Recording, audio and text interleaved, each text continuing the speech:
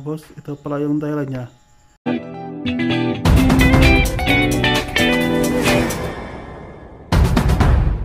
Kumusta mga boss? Welcome back sa panibagong video. So kailangan nating luwagan tong dalawang nut na ito mga boss para malawagan natin yung topic valve mga boss. Kailangan natin ng 8mm na tools mga boss. So ayan mga boss, masyadong mahigpit. So kailangan natin ng open range na tools mga boss, kasi mahirap pag nabilog yung nut.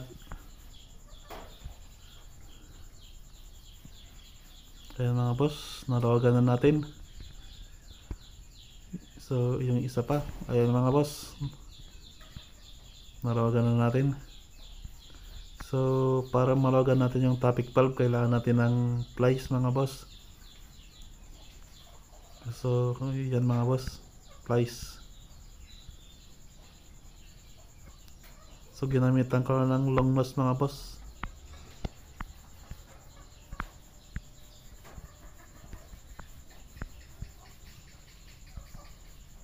So ayan mga boss, maluwag na.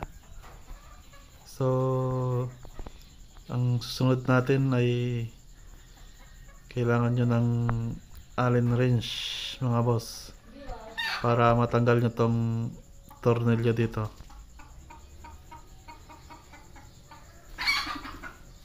Sobrang mahigpit rin mga boss, so dahan-dahan lang sa pagtanggal mga boss.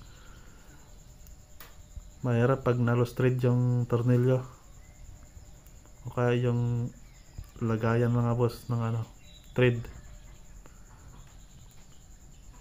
Mapamahal tayo sa ating gastusin mga boss, kaya dahan-dahan lang, ingat-ingat lang sa pagbaklas. So ayan mga boss, natanggal na natin.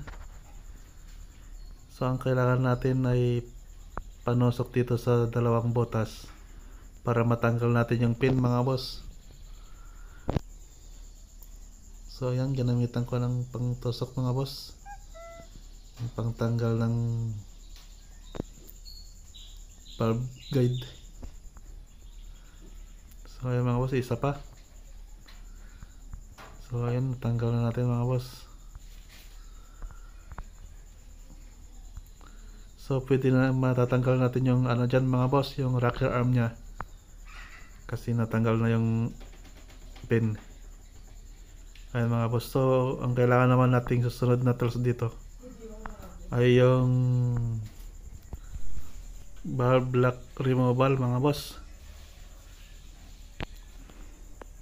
So kailangan natin ang kalusuan yung ilalim mga boss para hindi gagalaw yung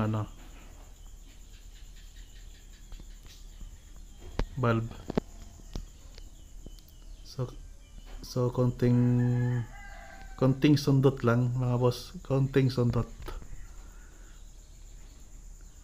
Ayan, tatanggal natin mga boss.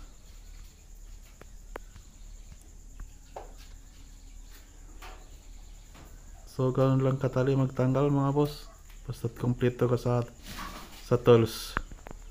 Mabilis ng trabaho mga boss.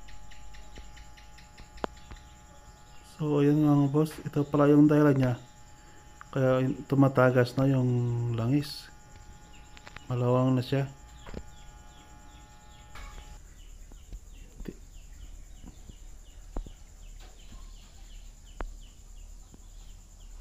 So yung valve guide niya okay lang naman mga boss. So kung nakikita nyo mga boss, yung sa may piston ng piston puro langis. Dito yung tumadalo yung mga galing sa valve seal. Tapos maitim yung sa may, ayan mga boss, patanggal natin yung valve seal. So palitan na natin to mga boss para matapos ng problema niya. Ito yung nabili nating valve seal.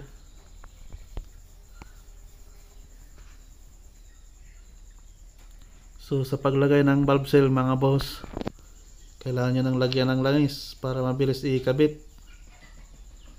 Para basic lang siyang i-diin. Kunting diin lang yan mga boss, papasok na yan. Basta may langis, madulas. Kaya papasok siya.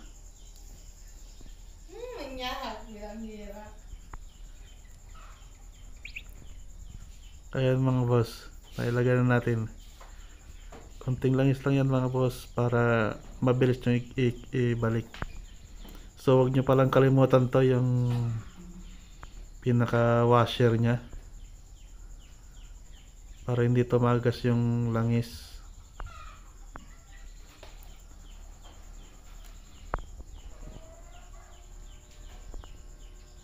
Ayan mga boss, sok na sok ang pagkalagay mga boss. Sok na sok. Kung nagpapalit kayo ng piston ring mga boss, kailangan nyo rin itong pinapalitan dapat, para panigurado hindi iusok na ang motor. So ganoon lang ka basic yan mga boss. So ayan, pero hinasa ko na rin to mga boss yung ano nya, valve, para pit na rin siya, kasi medyo tumatagas din yung ano langis dito.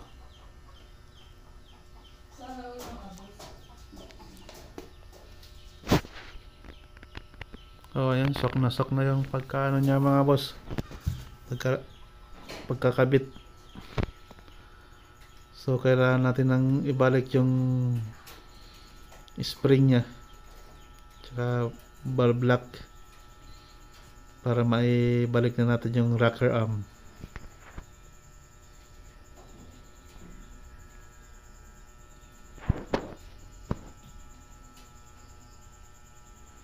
So punasan natin mga boss, tap maraming langis na nalaglag, para hindi siya masyadong umusok pag sa unang andar.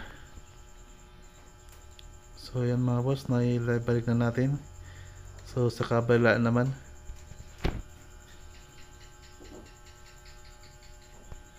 so ganoon lang kadali mga boss magbalik ng valve lock. So lagyan natin din ng langis to mga boss, para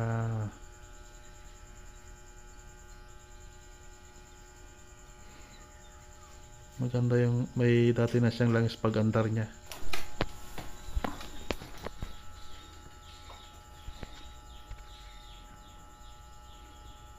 So sa kabila naman mga boss,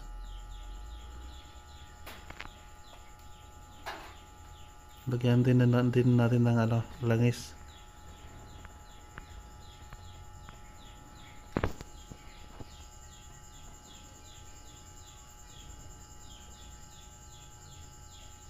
So ganun lang kadaling magbalik mga boss.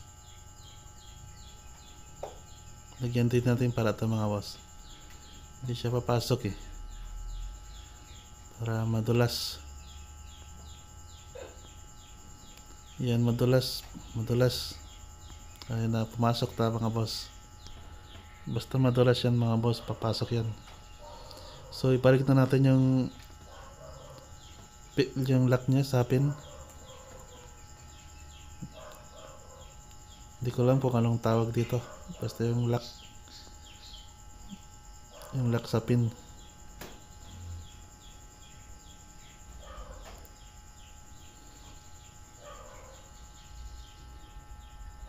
So ayun mga boss, nahigpit na. So ganoon lang kadaling magpalit ng valve seal mga boss. So ayun mga boss, ganoon lang kadaling magpalit ng mga valve seal. So maraming salamat mga boss sa inyong pagsuporta sa aking video. Mga boss, paki-like, share and subscribe na lang sa aking channel. Thank you for watching. Peace out.